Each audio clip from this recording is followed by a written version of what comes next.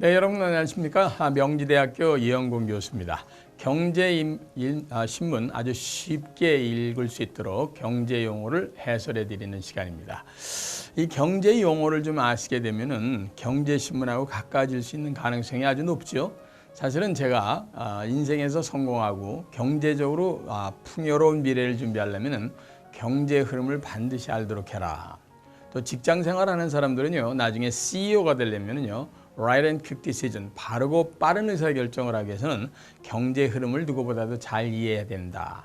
그래서 경제신문을 뭐라고 얘기하는데, 비경제를 전공하지 않은 분들이 탁 경제신문을 보면서 대강 덥습니다. 왜냐하면 단어들이 생소하고 왠지 들여다봐도 짜증나게 생긴 단어가 많잖아요.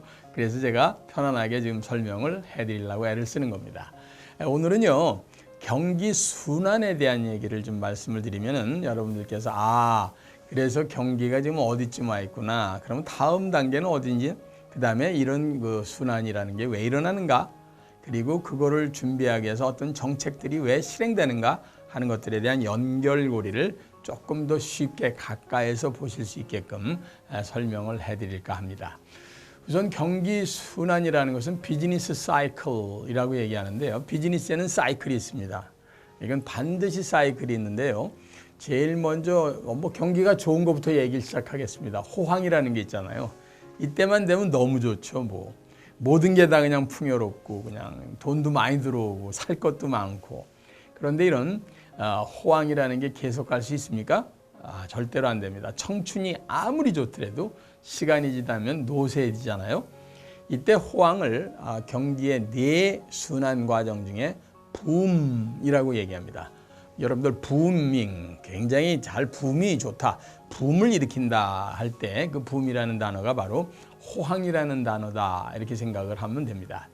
반드시 호황기가 지나게 되면요, 다음 사이클로 가게 돼 있죠. 그게 바로 경기가 후퇴하기 시작합니다. 그걸 리세션이다, 이렇게 얘기하죠. 리세션, 뒤로 자꾸만 물러선다 이 말입니다. 청춘 때는 힘이 세가지고요, 그냥 역기 같은 것도 번쩍번쩍 들다가 이제 30대 중후반 40대 되면은 역기를 드는 무게를 좀 내려놔야 되지 않습니까?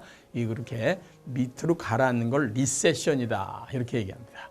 세 번째 단계가 완전히 가라앉는 겁니다. 이게 바로 불황이라는 거죠. 이걸 디프레션, 이렇게 얘기하죠. 이 불황이 사실은 굉장히 나쁜 시기입니다. 많은 사람들의 실업률이 높아지고요. 그 다음에 그냥 가격은 치솟고요.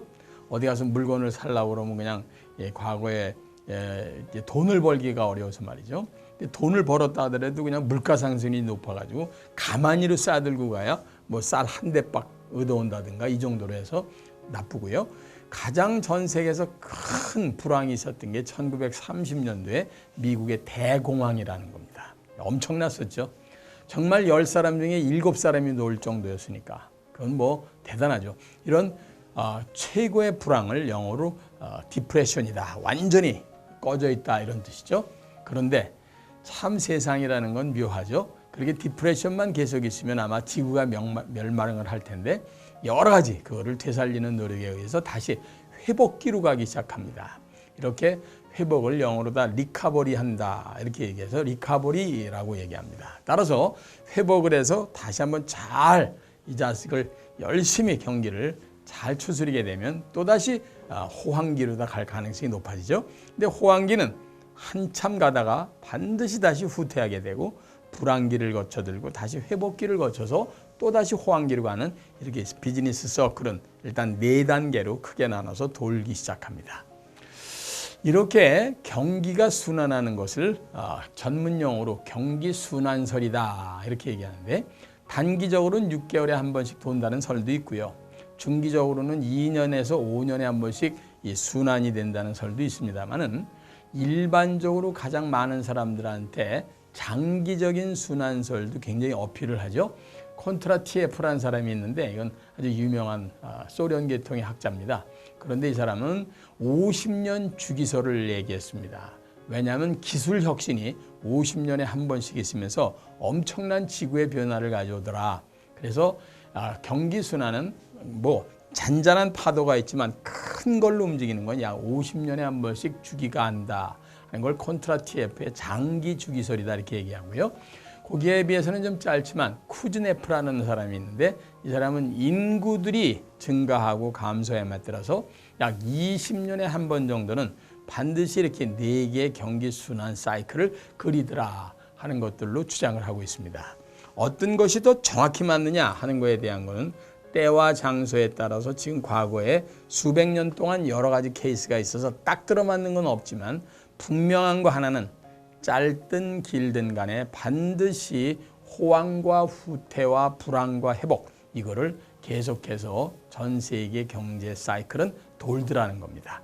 따라서 경기 정책이라는 것은 불황을 탈출해서 더 이상의 나빠짐을 없게 하고 리커버리, 회복을 빨리 시켜서 호황 쪽으로 끌어올리는 이런 작업을 하기 위한 정책을 구사를 해야 됩니다. 그리고 두 번째 정책은 호황을 가급적 길게 끌고 가서 후퇴로 가는 시간을 최대한 늘어뜨리는 정책을 열심히 각 나라에서 추진하려고 애를 쓰죠.